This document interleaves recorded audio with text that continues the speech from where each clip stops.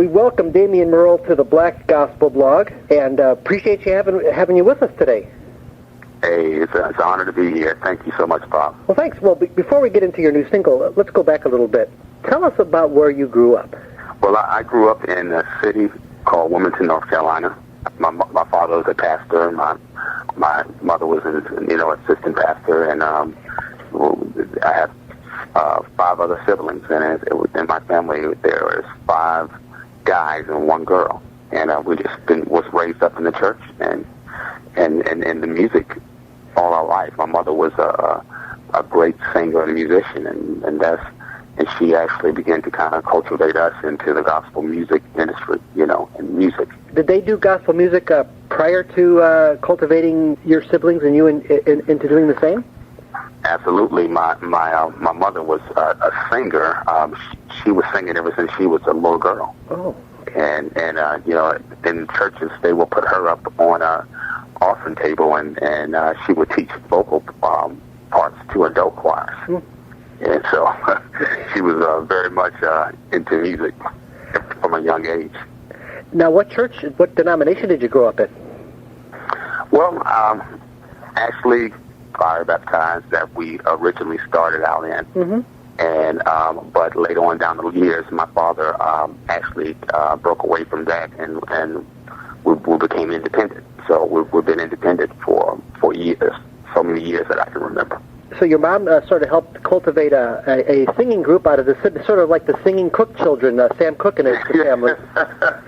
Absolutely. Yeah, I mean, as each one of us were born, we were just added to the group. Yeah. What number are you in the family?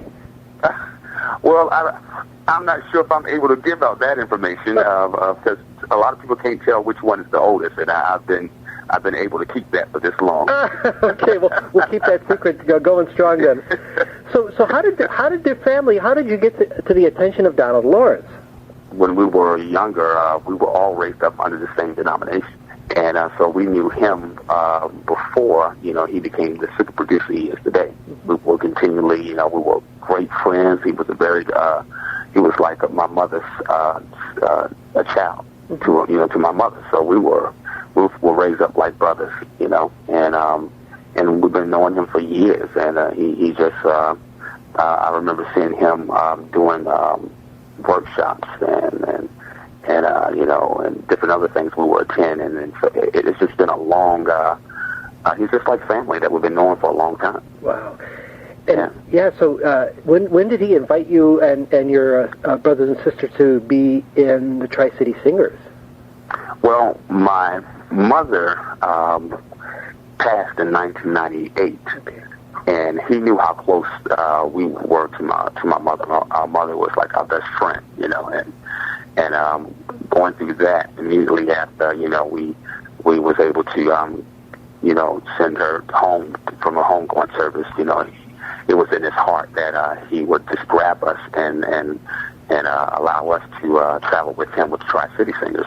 Now, my sister was traveling with him from the beginning, but he went back and grabbed all the guys, and he thought that it would be very therapeutic, to bring us on the road, because he felt that, singing was a healing session for us, Yeah, and what records did you make with the Tri-City Singers as a family? Yeah, TriCity4.com was the first album, yeah. That we came in on, and it was an exciting adventure. It's one of my favorite albums, one of my favorites from the Tri-City Singers. What do you think Donald Lawrence has taught you personally in terms of music more than anything else? Well, that's we can probably go a long, hard day because he's definitely a teacher at heart, man. I mean, just sitting under him for at least 10 years with Tri-City and even the Murrills, I've learned so much about the interviews, about the business, about the singing. He's just a teacher that never stops teaching, So one thing that he told me, and I always share this, is that he said that there are many writers, in the world, but there's only a few people that can write songs and it lives forever. Yeah. And so that's been a great goal of mine, is that, whenever I write, I always remember him telling me that, to, make sure that song is bigger than you, that it lives farther than you, you know. Yeah. And that's something that really stuck to me, that he's taught me. Well, then he helped produce your the debut album for the Murrills, Family Prayer. Yeah, that's absolutely right. He sure did. You know, he produced that album, and you know, just even with that, I mean, he's just watching him there. You know, he's responsible for me. You know, when it comes to songwriting and giving me that outlet, even through the Murrills, by presenting, you know, being able to release some songs that I've written and work with some other producers on co-writing. And you know, I really thank him for that. You know, that started my venture, and you know, I've been writing forever, but to really release it to a large market, that was a major accomplishment for me. That album reminded me a lot of the Winans when I first heard it, because I thought, you know, you took some chances, which was great. I mean, here you are in North Carolina, quartet territory, and you've got a nice, you know, funky groove, and things are happening, and it was very cool. And now, talk about that album. How did it do? What did it do for the family? It was a great experience. I mean, we got a Stella nomination. Mm-hmm. We were nominated for Stella, and we also were nominated for a Grammy. Mm-hmm. And you know, and this was off our first album, so it was an awesome. I don't even know how to say it, man. It was just great, you know, just to be nominated for a Grammy. Even this was just so awesome. So it did a lot for us. Now, did the family ever record any more albums after that? Not yet. Oh, not yet. Oh, good. Not yet, but you know, just talking back and forth with Donald, it's definitely in his mind. He really wants us to come back together and do another album. So we're definitely looking forward to that. So, what gave you the inspiration to kind of start your own group and go solo? Well, the thing about it is that, you know, my family was described as like a family of Levites, a family of many ministries. Mm-hmm. And so there's, even though we're a great group together, we have individual ministries as well. You know, this just gives people let them see another side to who Damion Murrill is. And, you know, so just like, you know, I have other members of the family that are very talented as well, you know. So it was something that has always been there amongst all of us, but now we just decided to, you know, kind of venture out and you know, show the world our different ministries that we have. Tell us about your backing group. Well, my group that I've started is called Salome. I just put together a group of talented singers from the surrounding cities of Wilmington, North Carolina, and called them Salome. You know, it's important to me that they become what you call a spiritual pool of Salome. That's where the word Salome comes from, the reference in the Bible where Jesus told the blind man to go wash in the pool of Salome.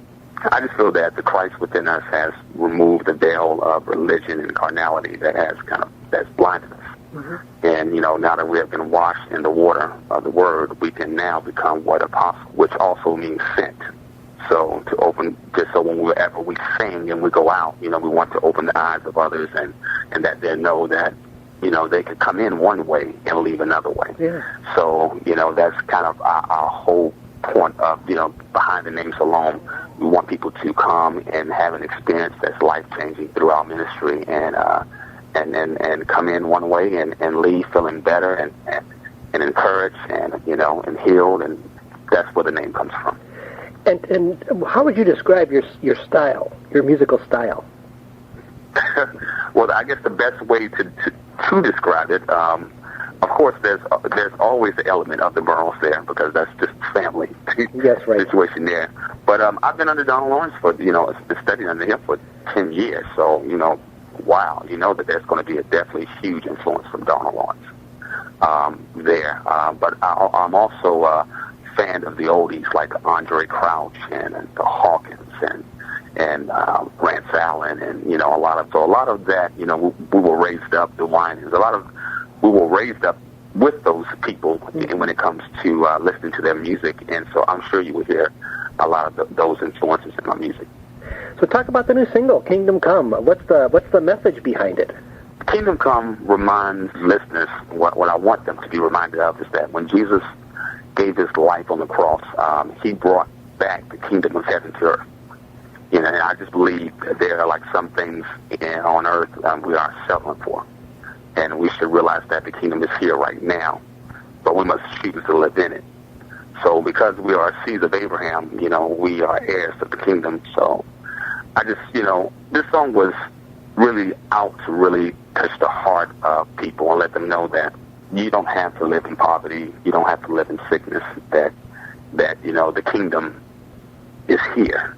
And if you choose to live in it, you know, that there's a whole new way of living when you come to kingdom living. Earthly realm presents limitations, but the kingdom of God is limitless. You know, we just try to tell them it's a wonderful life. When you live in the kingdom, you don't have to settle for less, but you can have the best. What inspired you to write the song? Well, I was sitting under the teaching in my church. My pastor was teaching on the kingdom of heaven, and you know, when I got back in my studio, it's just you know, I was in my thought modes and just sit at the piano, and all of a sudden, you know, the words just start coming, and the chords, and you know, and was coming in my hands and my fingers, and I was able to kind of give this message from my heart, and definitely it was through understanding, because we will always say the Lord's Prayer, "Thy kingdom come, Thy will be done on earth," and I've said it for years, and it was to a certain point in my life when I really start to understand what it really meant. And so getting that understanding really helped me when it came to presenting this message to the world. I know that Jesus preached the kingdom. When you read the Bible, he preached, that's pretty much preached most of the time. He was preaching the kingdom. Yeah. And I just wanted to have a song where I can follow what he did and help encourage people and teach them about the kingdom of God. Great. Is an album coming soon? Yes, it is an album coming soon. I've just left the studio yesterday. You know, we're working on an album, and we're trying to release it in the spring, and the album is turning out incredible. So I can't wait to release that to the world. You're a praise and worship leader. That's right. I am at my church, and my church in Wilmington, North Carolina, is called Word Changing Hearts Ministry. Mm-hmm. And my brother is the pastor, Pastor Damion Murrill. Wow. Yeah, and he's also you know, he sung with us the song "Friend of Mine" for the Murrills. He was one of the leaders on that. Yeah. And he's playing a very important part in my group also. So you know, he's a pastor. I've been at his church for years, and been the minister of music there, and you know, it's been an awesome experience.